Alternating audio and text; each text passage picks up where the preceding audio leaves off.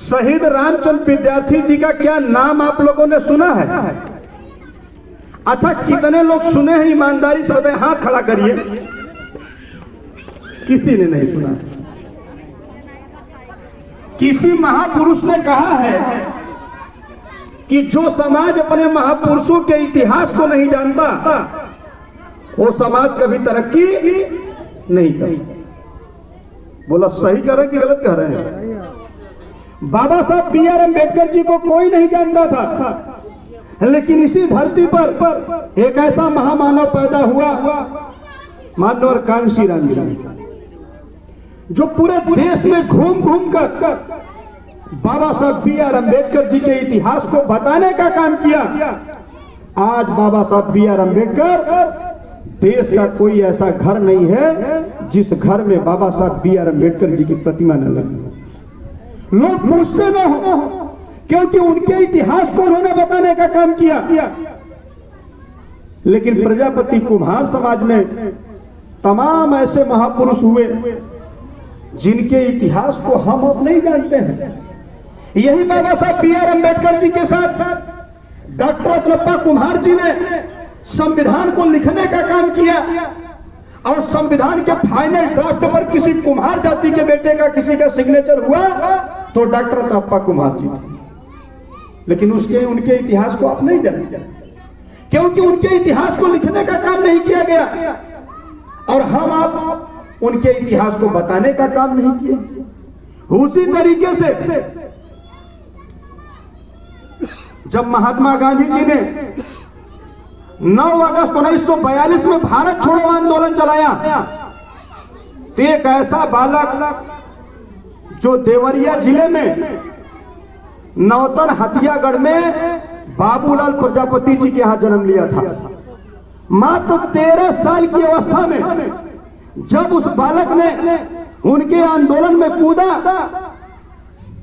और 15 अगस्त को देश आजाद होता है, और 14 अगस्त को उस बालक ने देवरिया मुख्यालय पर देश की आजादी के उपलक्ष्य में झंडा फहरा दिया।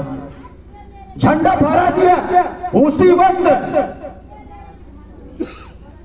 अंग्रेजों के गुलाम ये भारत, अंग्रेजों ने ताबड़तोड़ गोलियां चलाई, और मात्र 13 वर्ष की अल्प आयु में, पूरे देश में 13 वर्ष की अल्प आयु में कोई शहीद होने वाला प्रथम व्यक्ति था, तो उसका नाम रामचंद्र विद्यार्थी था। 13 वर्ष की अल्प आयु में कोई दूसरा व्यक्ति शहीद नहीं हुआ है देश के लिए। लेकिन कुम्हार समाज में एक ऐसे बालक का इतिहास, जिसकी 36 मिनट की एक फिल्म भी बनी, लेकिन कोई भी भारत का राजनेता, यहां तक कि मुख्यमंत्री, देश के प्रधानमंत्री, राष्ट्रपति, उस बालक की चर्चा कहीं नहीं होती, उनकी चर्चा नहीं होती है।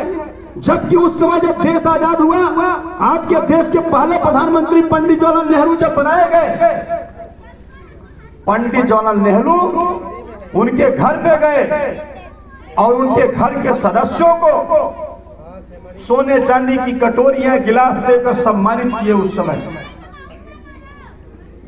लेकिन उसका इतिहास नहीं लिखा गया। कोई शहीद हो जाए तो सोने चांदी का गिलास दे दीजिए, इतिहास मत लिखिए। आज दुख इस बात का है कि रामचंद्र विद्यार्थी जी के जयंती पर या उनके परिनिर्वाण दिवस पर आज तक कोई सरकारी अवकाश घोषित नहीं किया गया। कोई सरकारी अवकाश घोषित नहीं किया गया। एक ऐसा स्वतंत्रता सेनानी जिसने अपने देश के लिए कम आयु में अपने प्राणों की आहुति दे दिया, उसके इतिहास को इतिहासकारों ने लिखने का काम नहीं किया, और सरकार ने आज तक उसे कुछ देने का कार्य नहीं किया।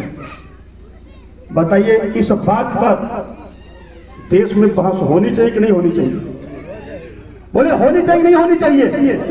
यहां महत्वपूर्ण ये नहीं है कि बेटा कुम्हार जाति का है, किसी भी जाति धर्म का व्यक्ति हो। आप बताओ, बाबा साहब B.R. अम्बेडकर जी को क्या हर जाति धर्म के लोग पूछते नहीं हैं? क्योंकि उन्होंने देश के लिए एक बेहतर संविधान दिया।